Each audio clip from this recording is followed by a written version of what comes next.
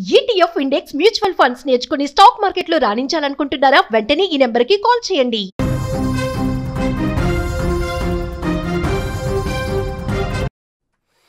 Israel Iran వార్కు సంబంధించి war zone breaking news అందుతోంది. ఇజ్రాయెల్ పై ఇరాన్ భీకర దాడులు చేసింది. పతావన్ క్షిపణులతో దాడులు చేసింది ఇరాన్. సైనిక స్థావరాలు, ఎయిర్ బేస్లు లక్ష్యంగా అటాక్స్ మొదలుపెట్టేసింది.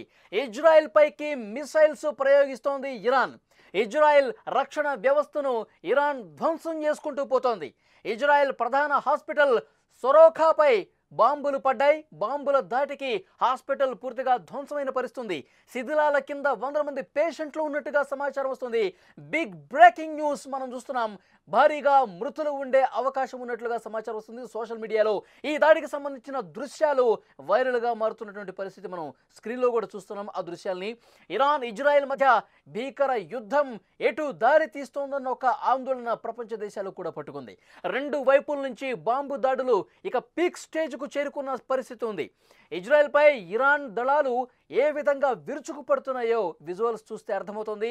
ఇరాన్ ప్రయోగిస్తున్న బాలిస్టిక్ క్షిపణుల కారణంగా ఇజ్రాయెల్ రక్షణ వ్యవస్థ ధ్వంసమైంది. ఇజ్రాయెల్లోని ఆసుపత్రులు, స్కూల్స్, నివాస ప్రాంతాల్లోకి ఇరాన్ క్షిపణులు దూసుకెళ్తున్నాయి. దీంతో భారీగా ప్రాణ నష్టం జరిగినట్టుగా కనిపిస్తోంది. తాజాగా ఇరాన్ బాలిస్టిక్ క్షిపణులు ఇజ్రాయెల్లోని పలు నగరాల్లో బీభత్సం సృష్టించాయి. Tel Aviv, Ramat Gan, Holon, Beersheba నగరాలపై ఇరాన్ విరుచుకుపడుతోంది. అక్కడ భయానక వాతావరణం కనిపిస్తుంది. ఒక బీభత్సమైనటువంటి దృశ్యాలు అక్కడ కనిపిస్తున్నాయి. స్థానికంగా ఉన్నటువంటి ప్రజలు భయంతో పరుగులు పెడుతున్నటువంటి దృశ్యాలు కూడా మనం స్క్రీన్లో చూడొచ్చు. బీర్షెబాలోని సొరోఖా ఆసుపత్రిపై ఇరాన్ ఒక్కసారిగా దాడి చేయడంతో భవనం పూర్తిగా దెబ్బతింది. ఒక్కసారి విజువల్స్లో మీరు చూస్తే భవనం ఏ విధంగా దెబ్బతిందో మనం చూస్తున్నాం. పూర్తిగా కూడా గోడలన్నీ పగుళ్ళు కనిపిస్తున్నాయి. టైల్స్ కూడా పూర్తిగా పగుళ్ళు వచ్చేసినాయి. ఎక్కడికక్కడ పూర్తిగా కూలిపోతున్నటువంటి పరిస్థితి అక్కడ చూస్తూ ఉన్నాం. ఏ విధంగా దెబ్బతిందో, ధ్వంసమైందో దృశ్యాలు మనం చూడొచ్చు. హాస్పిటల్ లోపల ఇంకా పెద్ద ఎత్తున డ్యామేజ్ జరిగినట్టుగా తెలుస్తుంది. పేషెంట్లు తీవ్రంగా ఇబ్బంది పడ్డ పరిస్థితుంది. పూర్తిగా శిథిలాల లోపల కొంతమంది పేషెంట్లు కూడా ఉన్నారు అన్న సమాచారం వస్తుంది. ఇంకా పూర్తి వివరాలు రావాల్సి ఉంది. దెబ్బతిన్నటువంటి హాస్పిటల్కి సంబంధించి ఆ దృశ్యాలు మరికొద్ది సేపట్లోనే వస్తాయి. హాస్పిటల్ పూర్తిగా ఏ విధంగా ధ్వంసమైందో మనం చూస్తున్నాం. లోపలి భాగంలో అయితే పేషెంట్లు ఎక్కడైతే ఎక్కువగా ఉంటారో అక్కడ క్షిపణి దాడి జరిగినట్టుగా తెలుస్తోంది. అక్కడ పెద్ద ఎత్తున మృతులు ఉండే అవకాశం ఉన్నట్లుగా సమాచారం వస్తుంది.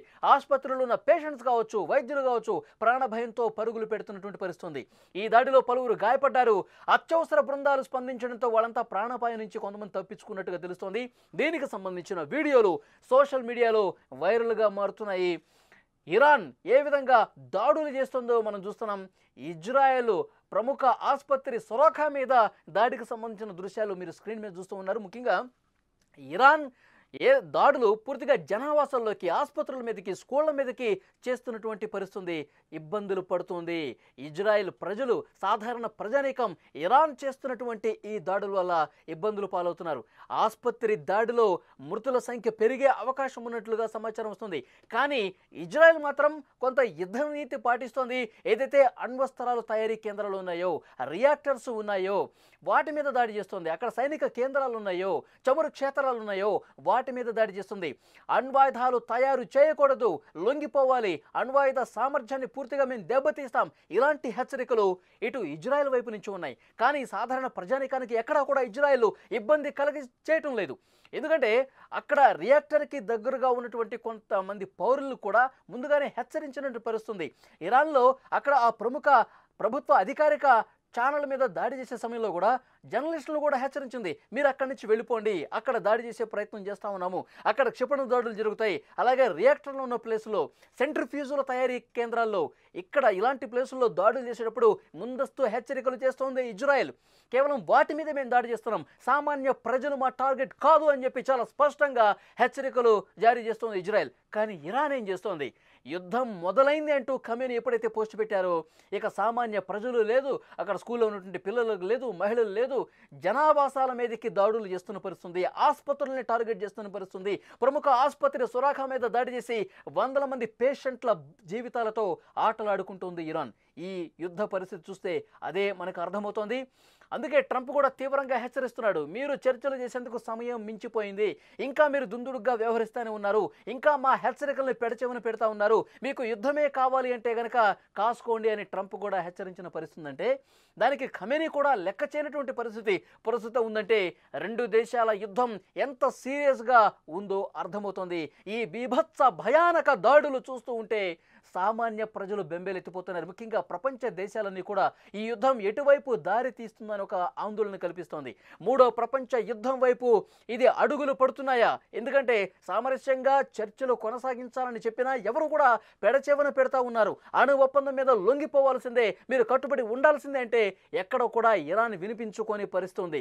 ఇంకా సోషల్ మీడియాలో కత్తి చేతిలో పట్టుకుని అసలైన యుద్ధం ఇప్పుడే మొదలైంది, మాకు ఇస్లామిక్ ముస్లిం కంట్రీస్ 21 మద్దతుగా ఉన్నాయి, ఆ 21 దేశాలతో మేము ఒక స్పెషల్ ఆర్మీని ఏర్పాటు చేసుకుంటున్నాము, మీ మీద దాడులు చేయడానికి వెనకడుగు వేసేది లేదు, వెనక్కి తగ్గేది లేదని చెప్పి ముందుకు పోతూ ఈ విధంగా ఆసుపత్రుల మీద దాడులు సీరియస్గా చేస్తున్నటువంటి పరిస్థితి ఉంది.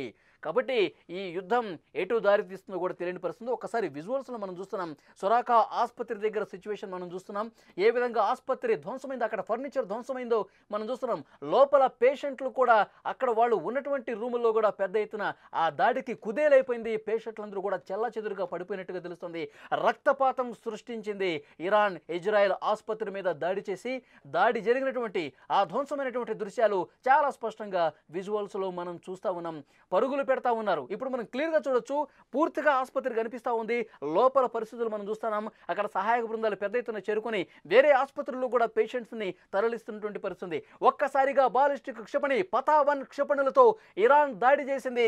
సొరాకా ఆసుపత్రి మీద దాడి చేసినటువంటి తర్వాతి దృశ్యాలు మనం చూస్తున్నాం. పెద్ద ఎత్తున అక్కడ సహాయక బృందాలు, రెస్క్యూ టీమ్స్ కూడా చేరుకొని ఎవరైతే పేషెంట్స్ చావు బతుకుల మధ్య ఉన్నారో వాళ్ళని వేరే ఆసుపత్రులు కూడా హుటాహుటిన తరలిస్తూ ఉన్నారు. కాబట్టి ఇక్కడ యుద్ధ వాతావరణం ఎంత దారుణంగా ఉంది, ఎంత భయానకంగా ఉంది, ఎంత భీతి గొలిపే విధంగా ఉందో ఆ దృశ్యాలు చూస్తుంటే మనకు అర్థమవుతుంది. పెద్ద ఎత్తున పొగ మంటలు కనిపిస్తున్నాయి. పతావన్ క్షిపణులతో సొరాకా ఆసుపత్రి మీద దాడి జరిగిన తర్వాత చూస్తున్నారు ఆ దృశ్యాలు. ఇరాన్ ఇజ్రాయెల్ మధ్య యుద్ధం ఇప్పట్లో ఆగేలా కనిపించట్లేదు. రెండు వైపుల నుంచి బాంబు దాడులు పీక్ స్టేజ్కు చేరుకుంటా ఉన్నాయి. ఇజ్రాయెల్పై ఇరాన్ దళాలు ఏ విధంగా విరుచుకుపడుతున్నాయో చూస్తున్నాం. బాలిస్టిక్ క్షిపణుల కారణంగా ఇజ్రాయెల్ రక్షణ వ్యవస్థ పూర్తిగా ధ్వంసమైంది. ఇజ్రాయెల్లోని ఆసుపత్రులు, స్కూళ్లు, నివాస ప్రాంతాలు ఒకటి కాదు, అన్నింటి మీద ఇక దాడులు కొనసాగుతాయని చెప్పి స్పష్టమైన హెచ్చరిక ఇరాన్ నుంచి వచ్చింది. దానికి అనుగుణంగానే ఈ దాడులు జరుగుతున్న పరిస్థితి. ఇక ట్రంప్ ఈ పరిస్థితుల్లో ఏం చేస్తారు అన్నది కూడా ఇక్కడ హాట్ టాపిక్గా మారింది. ఎందుకంటే ట్రంప్ G7 సమ్మిట్ నుంచి ఎప్పుడైతే హుటాహుటిన ఈ పశ్చిమాసియాలో ఉద్రిక్త వాతావరణం నేపథ్యంలో ఆయన మీటింగ్స్ కూడా కొన్ని వదులుకొని అమెరికాకి వచ్చేశారు. ఆ తర్వాత పరిస్థితులు మనం చూస్తున్నాం. ఆసిమ్ మునీర్తో కూడా భేటీ అయ్యారు. ఆసిమ్ మునీర్తో పాకిస్తాన్ ఆర్మీ చీఫ్తో భేటీ కావడానికి రీజన్ కూడా స్పష్టంగా అర్థమవుతోంది. మిత్ర దేశాలు, ఇరాన్కి మిత్ర దేశాల్లో పాకిస్తాన్ కూడా ఉంది, 21 దేశాల్లో పాకిస్తాన్ కూడా ఉంది. పాకిస్తాన్ దాడి చేస్తుంది మా ఇరాన్ మీదకి ఎవరైనా వస్తే అని చెప్పి పాకిస్తాన్ నుంచి ఆ హామీ వచ్చిందని చెప్పి ఖమేనీ ప్రకటించినటువంటి నేపథ్యంలో ఈ మిత్ర దేశాల జట్టును మనం చెల్లాచెదురు చేయాల్సినటువంటి అవసరం ఉంది. ఈ మిత్ర దేశాలు ఒకటిగా ఉంటే ఎప్పటికైనా ఇబ్బంది అని చెప్పి ట్రంప్ భావించిన నేపథ్యంలో మీరు ఇరాన్తో కలవద్దు, ఇరాన్కి సహకారం అందించొద్దు, ఇరాన్తో కలిసి మీరు దాడులు చేయొద్దు అని చెప్పేందుకే ఆసిమ్ మునీర్ని పిలిచి చర్చలు జరిపాడని చెప్పి సమాచారం వస్తుంది. సో ట్రంప్ గ్రౌండ్ వర్క్ చేస్తూ ఉన్నారు. ఇరాన్ మీద ఏ క్షణం అయిసనే నేరుగా ఇజ్రాయెల్తో కలిసి రంగంలోకి దిగి దెబ్బ కొట్టే పరిస్థితి కూడా ఉంది అని చెప్పి పెద్ద ఎత్తున చర్చ ఉంది. ఎందుకంటే ట్రంప్ చెప్పినా వినట్లేదు. అణ్వస్త్రాల తయారీకి సంబంధించి మీరు అక్కడే ఆగిపోండి, మీరు అణ్వాయుధాలు తయారు చేయటం మాకు ఇష్టం లేదు, అది ప్రపంచానికే ప్రమాదకరం, ఇప్పటికైనా లొంగిపోకమని మీరు ఇప్పటికే తీవ్ర నష్టాన్ని చవిచూశారు, ఇంకా మీరు భారీ మూల్యం చెల్లించుకోక తప్పదు అంటూ ట్రంప్ హెచ్చరించిన ఖమేనీ వినిపించుకోలేదు. ఇంకా దాడులు చేస్తానే ఉన్నారు. ఇంకా పదునైనటువంటి ఆయుధాలతో, బలమైనటువంటి క్షిపణులతో దాడులు కొనసాగుతుందని ఈరోజు తాజాగా పతావన్ బాలిస్టిక్ క్షిపణులతో ఇజ్రాయెల్ గగనతనాన్ని ఛేదించుకుంటూ సొరాకా ఆసుపత్రి మీద దాడి చేసి అక్కడ పెద్ద ఎత్తున సామాన్య ప్రజానీకానికి, పేషెంట్లకు ఇబ్బంది కలగజేస్తూ ఆసుపత్రి ఏ విధంగా ధ్వంసమైందో మనం చూస్తూ ఉన్నాం.